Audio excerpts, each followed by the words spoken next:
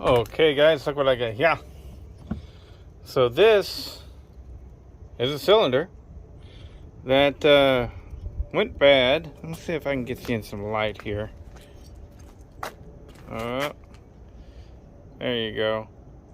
So from what I can tell, all of that there underneath the exhaust, all of it is melted aluminum. There's no real scoring on this cylinder. That's just from what I can tell.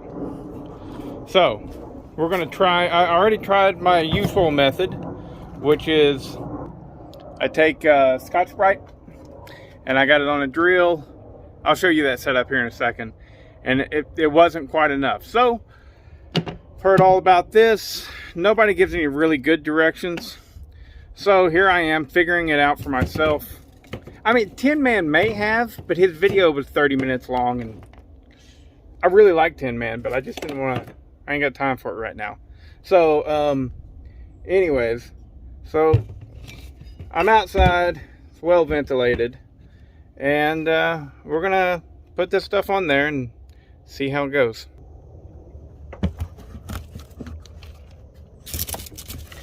I actually have used muriatic acid before on a number of different things. But everybody talks about how it smells. That it smells really, really bad and stuff. No, it doesn't smell bad. What you're confusing with smell is you're confusing. It is an oxygen scavenger. So you go, oh, that smells really strong. No, it don't. No, it don't. It is literally drawing the oxygen out of the air that you are breathing. So you want to be in a well-ventilated spot, obviously. So all I'm going to do here is exactly what I'm doing. You don't want to get it on the actual aluminum bits, such as this right here, right? Because, well, it's eating aluminum. So what you want to do is once you get it all done up like that, you try not to get down in that port. Leave it sit there so that if it's going to drain, it's not going to drain into any of your aluminum bits. And if you're wondering, that's not aluminum, that's chrome. All right, pause it there. Oh man, that seemed to have worked magic right there. I'll let you know more, but what I did is what you're seeing with a brass brush.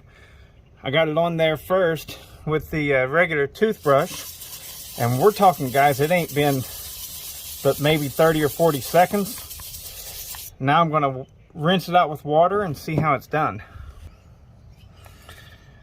Well, it is working, but not as good as I thought that it was. So we're gonna hit it again, let it sit a little bit longer. Okay, just walk away from that, let it do its thing. I got these two projects today. So this right here is a 441 that has been ran over by a truck. It actually still has good compression and everything. The cylinder is still good, but it has the fins broken like that. But anyways, yeah, pretty rough. I think I'm just gonna throw this thing on eBay, just sell it as a parts saw. Because, you know, the 441s really aren't that good anyways, in my opinion. I mean, they're not bad, but, you know, the 440 was better, I think. And I got this Shindaiwa 757. Now that is the cylinder that I'm currently messing with. Clearly it fried the cylinder. You know, it could have been jetting, but in my experience, or something like that, I just immediately replace the crank seals, so I'll know for sure that that's good. Hopefully I can get that cylinder cleaned up, which it's looking like I'm going to be able to. Because if I can, as it is, I got 50 bucks in this saw. If I can get that cylinder straightened out, then all I'll have to buy for it is a piston as far as getting the engine good to go. It's missing the muffler, and which that's okay. I'll just build a custom pipe for it. And it's missing the air filter. It's got the cover and everything, but it's missing the big wonky filter. That's expensive. That's like 50 bucks for that.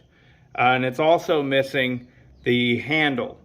Now I can buy the handle. I can buy the regular handle for like 60 some dollars, or I can buy a full wrap for like 110. So when it's all said and done, hopefully I'll have less than $200 in this saw. Hopefully significantly less, because hopefully one of you guys will be like, yeah, I got one. And I'll sell you parts cheap. So, but anyways, I'll go ahead and, you know, as I'm putting this thing together, I'll port and polish it. And so I won't know what kind of a difference it makes, but I'll go ahead and port and polish it right out the gate and see how she runs. And then, you know, probably just turn around and sell it. But it'll be good footage for the channel. Cool, different saw. Is there an Echo equivalent to this, guys? I don't know a lot about the 757. I don't know a lot about Shindaiwa's, period, honestly. I mean, you know, I really don't. I don't think many people in the country do. But, yeah. Anyways, so let's go check on that cylinder.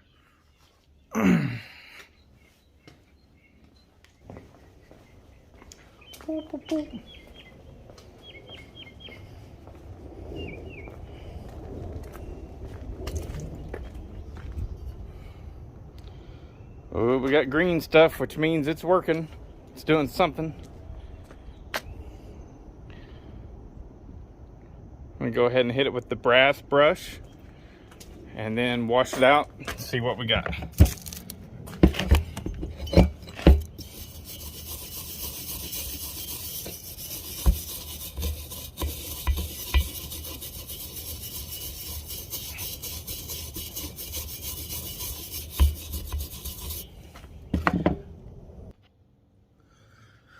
Okay, so that is most definitely not the magic peel that I was hoping it would be.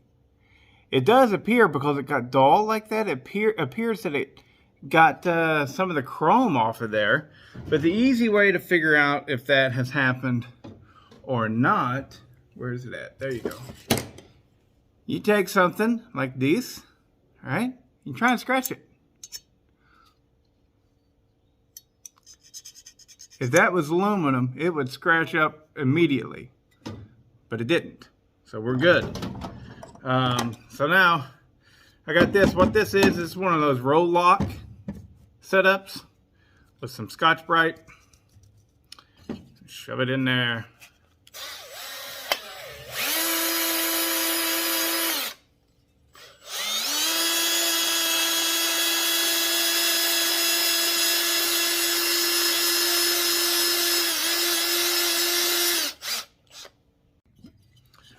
Okay, so the muriatic acid is most definitely not working very well. As you can see, look at that. That is perfect. You can actually see that there are little bits of aluminum still left over. Little bits. Now, they're almost imperceptible, okay? But I want to get them. I want to get them all. The stuff up top, you really can't feel that at all. All right, so I've literally been using this. Now, here's the deal. This chrome or nickel seal, whatever it is very hard. It's very difficult to mess it up without heat and stuff. So, literally, here we go.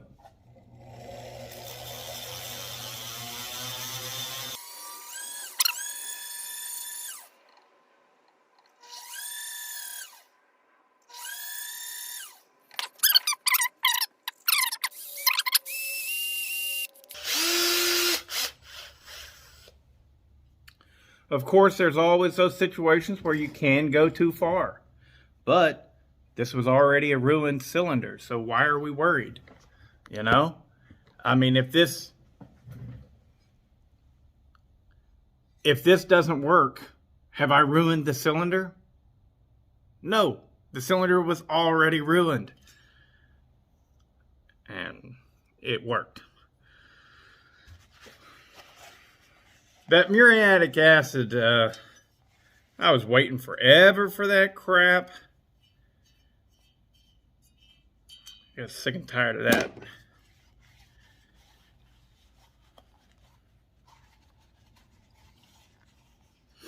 Didn't work very well.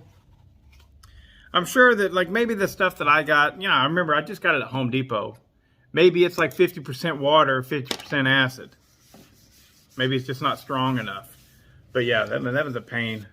And I kept on finding that I still had to come back and hit it with this stuff anyways. All right, so now let's get you a good look-see down in there.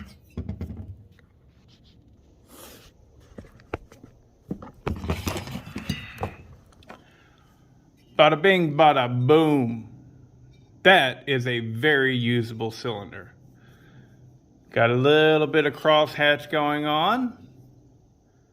It's going to work out great. Now, again, I've said it before, but it's really difficult to sink in. It's really difficult to sink in for so many people. It was for me as well. But this stuff is so damn tough, right? Look at this. This is bare aluminum. Very easily, I scratch that. Very, very easily. This is one of the, oh no it's not. That's chrome bore. Never mind, I thought that was a bare aluminum bore. What I was going to say, to get a bare aluminum bore, to see if it's bare aluminum, get down here towards the bottom and try and scratch it. If it's chrome board or Nicosil, you won't be able to scratch it, at least not easily at all. But if it's bare aluminum, it'll scratch very easily. But you get down there at the bottom where a little tiny scratch doesn't matter. Look at that. I'm digging hard on that. And it ain't scratching. So we need to not be as scared of hurting these things as we often are. Here's a little flashlight for you. Now, yeah, you can mess them up, but there is still looks like can you even see it? Right there, there's a little bit of a scoring going on. But I think we're good to go. This is going to work just fine. You can't feel it.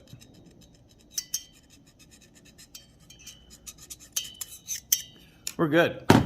So, I got to order a piston for that, which means great because that chainsaw came with a 28-inch bar. A good chain. The chain only went through a few sharpenings. Full chisel, Oregon chain. So a 28-inch bar. It's a 73cc saw. From what I've read, they're good, strong, powerful saws. The cylinder is a dual port setup. It's closed, of course. This is a professional saw. It's going to have a closed port cylinder. I literally went there to buy the bar. I wanted the extra bar to put on the big Poland 5200. And so I went there to get the bar. He was selling the bar and chain for $40. And I got the bar and chain and the saw and a steel 441 that was ran over by a truck that you just saw. Hey, the Q-tip's still there. I got it all for $150. And I should be able to sell the 441 for a part saw on eBay. It should fetch $150, and I have to ship it. A little bit of pain in the ass to ship it and stuff like that, you know. But which means then the Shindaiwa, I have nothing in it so far. But it's going to need a piston. It's going to need an air filter of some sort. I might just put a uni filter on it or something like that. I don't know. Maybe I'll order the real filter for it. I don't know what I'm going to do.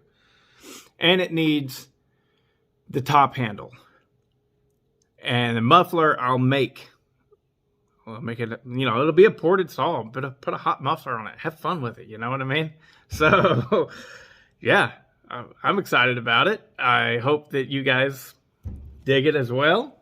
And we'll see where this takes us.